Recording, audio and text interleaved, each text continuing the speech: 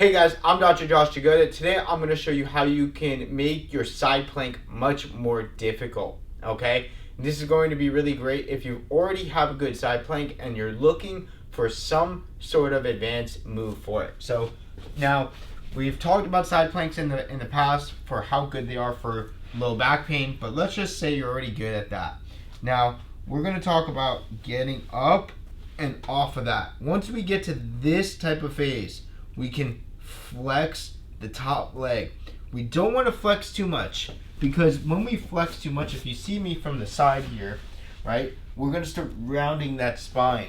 We don't want to round that spine with that load. We want to keep that load really rigid. So instead of doing hip flexion all the way, we're going to do it to about 90, or to that point where you start to feel like you're rounding, and then you're going to go a little bit less, okay? So for everybody, it's going to be a little different, as you all know. So you're going to come up and you're going to bend this.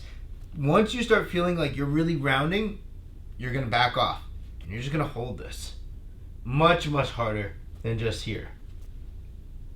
And if you can't do this and hold it, then you're just going to do reps. Just like that. Again, I'm going to show you from this side what it looks like when you actually round your spine and it doesn't look good.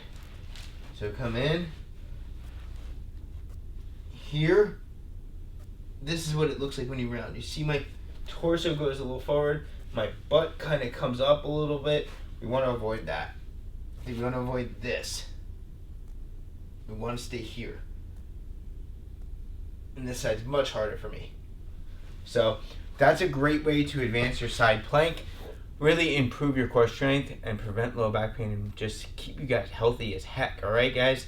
I'm Dr. Josh Jagoda. Thanks for stopping by. Don't forget to subscribe to our channel. We'll see you guys next time. Take care.